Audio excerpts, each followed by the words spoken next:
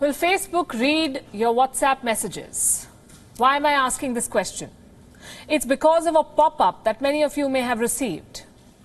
Let me show you what the message looked like. Did you get this on your WhatsApp? It says, WhatsApp is updating its terms and privacy policy. And right at the bottom, there is a button to accept the new terms.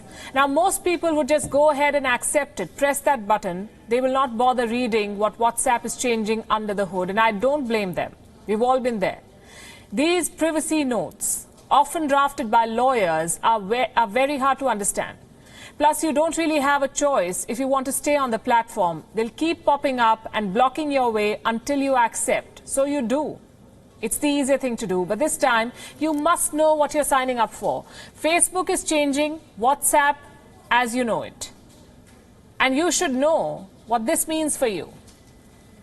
The new rules will kick in next month, and if you don't accept this new policy, you will have to delete the app. So either play along or leave WhatsApp. I'm not saying this, WhatsApp is.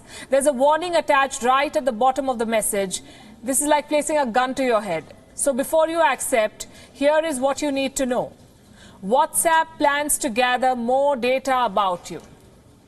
Does that mean reading your messages? Well, not yet. At least they haven't said it.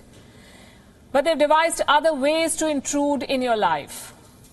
Let me show you what the new privacy policy will allow Facebook to do.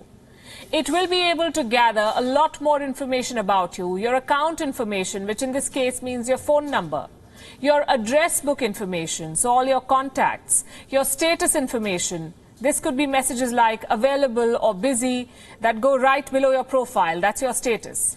All the data on your transactions and payments, that's because this will be linked to their new feature, WhatsApp Payments. So they'll be able to track all your payments, all your transactions, and customer support communications. This could be messages you exchange with a business on WhatsApp. Facebook will be able to access all of this from your phone. And we are not done yet. There is more information about you that WhatsApp could collect with these changes, this new policy, like data about your usage, the kind of phone you use, even your location. So what kind of financial data does WhatsApp want? WhatsApp wants to access your bank account. It may not happen directly. There might be an intermediary involved, but they will have the access. WhatsApp would be able to move funds from your account and gather details about the transaction, what you're paying, who you're paying to, when you want the delivery. They will have all that information. Basically, Facebook wants to know how and where you spend your money. In specific circumstances, WhatsApp can collect data on messages too. Like when a message has not been delivered, WhatsApp can keep the message in encrypted form for 30 days. As it tries to deliver it, after that, the message will be deleted. Similarly, when you forward a message with media, like a message with a video or photos, WhatsApp says it can temporarily keep the message on its servers. So while WhatsApp may not technically be reading your encrypted chats with friends and family, it can still know a lot about you. And all that information can potentially be used to create your unique profile. Your habits, your preferences, your transactions, that will be part of your profile. Then this profile goes to Facebook. Facebook can share this information with other companies. Why do they want this information? Because Facebook is trying to make money from WhatsApp. So by tracking you and profiling you, this is what they will do. In India alone, Facebook has more than 200 million active subscribers, 200 million, which means potential data on 200 million citizens, 200 million potential customers. Which business wouldn't want this?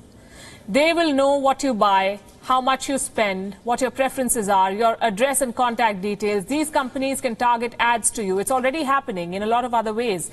Try searching for flights or hotels for your next vacation. The next thing you know, you will get hotel suggestions, flight options, even ads featuring restaurants where you can eat during your holiday. How does this happen? They're tracking you. What does all of this tell you? Nothing is free in this world. It applies to WhatsApp too.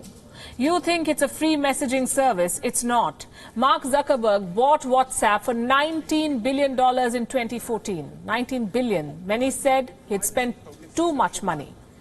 But he had a plan.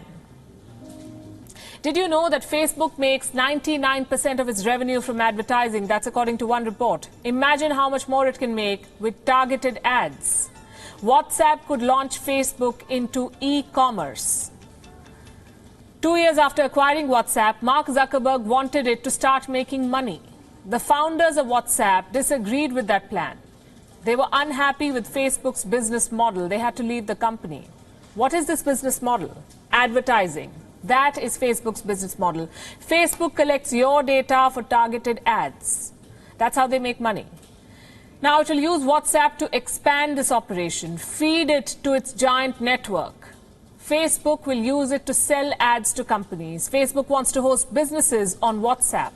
So you may see an ad on Facebook or Instagram and potentially end up buying that same product through WhatsApp. That's their plan.